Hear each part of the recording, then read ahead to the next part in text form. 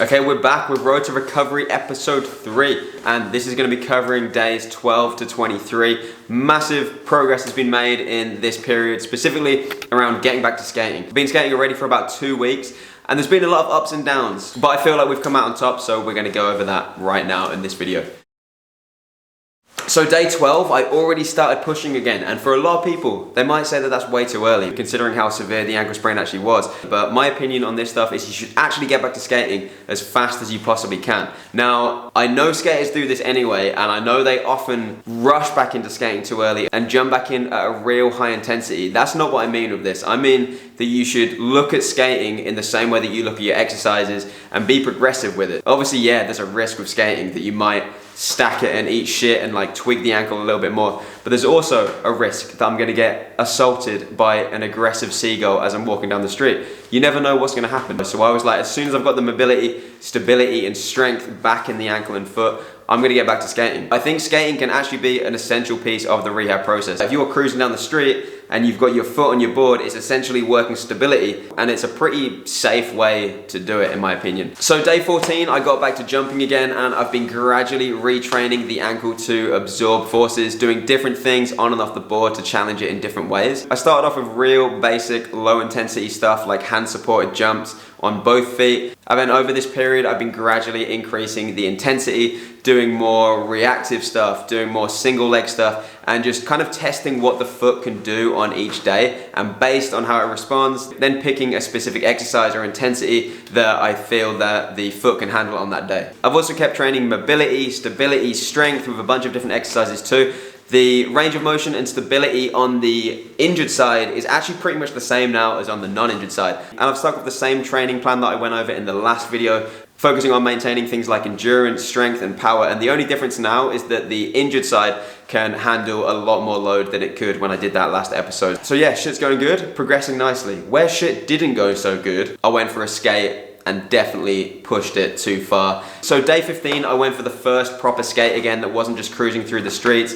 And my intention with this session was really just to like cruise around, take it super easy, do some basic quarter pipe tricks, maybe some roll on grinds and stuff like this. Now I don't mean that I started jumping downstairs on the first day, but things seemed to be going well. So I started to like roll off little curbs and, you know, do little nollies and stuff like this. And I was trying to do this one slappy 50-50 where I had to run out of it when I would bail, but I hadn't ran on that foot yet, and I definitely knew that I couldn't do a single leg jump. So if I'm running on the foot and jumping onto that one leg, then it doesn't come as any surprise that the next day I pulled up with the ankle feeling weaker again and definitely in a worse state than it was the day before, which is the perfect sign that you've pushed it too far. If you've woken up the next day and your ankle is hurting more or feeling in a worse state than it did the day before, that's a sign that whatever you did that day before was too much for your ankle, so you've got to dial it back. Now this brings up an important topic with recovery, which is that it's not a linear path. You're not just going to get progressively better and better every single day until the point where you're completely recovered. There are going to be ups and downs as you push yourself a little bit too far, but these days are also important because they show you the state of your ankle.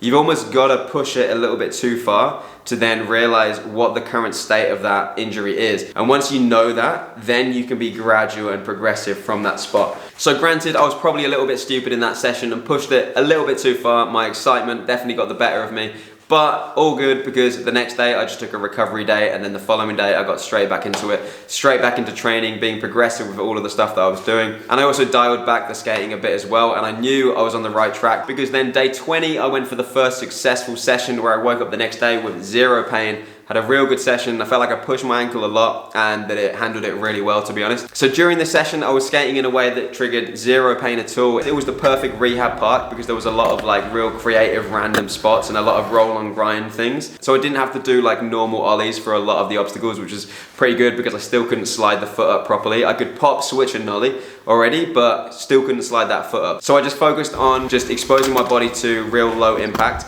below the threshold of what I knew I could handle because of the jumps that I'd been doing in the training. Because one thing that you can do when you're rehabbing is to test what your ankle can handle off the board first, because it's obviously a much more safer, like more controlled environment. When you go skate, you don't know how you're gonna fall. You don't know what kind of weird, awkward movement you're gonna do. And if you've exposed your body to similar kind of movements off the board first, you can at least go into that session with a little bit more confidence, knowing that if you do end up in that situation where you run off the board weird or land with a bit more impact, that you're not going to damage the ankle further. And that's really the moral of today's story, that you can get back to skating relatively fast, but you've just got to look at skating in the same way that you would look at exercise, and just be really progressive with it. Really pay attention and listen to your body. Listen to how your body's responding to skating. Don't push into pain in this initial period.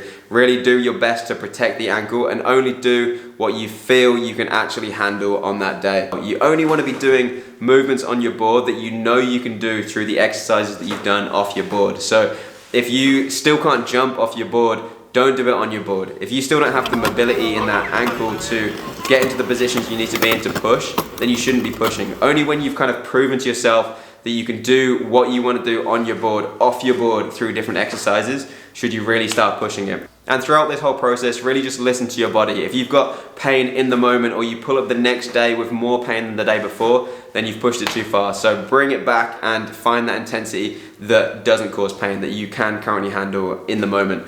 And last thing, I know I'm rambling, so this is the last thing, then I'm gone, I promise. So obviously when you get back to skating, there is a risk. There's more of a risk than when you do exercises at home in a nice controlled environment. You never know the kind of step or weird movement you might take when you're skating. So there's obviously much more of a risk that something's gonna go wrong. So when we sprain our ankle, we also damage these cells called proprioceptors, which give our brain and nervous system feedback on where our body is in space and how it's moving in space. So when those cells are damaged, you don't have as much awareness and control over that damaged part of your body, meaning the chances of you taking a dodgy step or losing your balance in a way that might give you another little tweak of that sprain is much higher. So you want to be picking tricks that you're pretty much almost 100% certain that you can land. If you're like 80-90% certain, I would say that's maybe even too low a percentage. Like I can nollie flip and switch flip almost every go, probably like 8 or 9 out of 10. So I was out skating on, I think it was day 23, and I was ollieing already like kind of okay, and I could pop, switch real well, I could, you know, switch heel, switch flip, but I landed one switch flip in a way that kind of jolted the ankle a little bit, and it flared up again for the next couple of days. Definitely took me like 1 or 2 steps back from where I was. So from that moment, I was like, okay, I'm only gonna do switch ollies, nollies, 180s, tricks where like I'm literally 99.9969% certain that I can do them. And that's it for this episode of Road to Recovery. So the next phase is going to be focused on just exposing the body to more jump style movements and retraining the foot's ability to flick. This is always the hardest bit to get back after a sprain, and from now we're going to go in hard on that.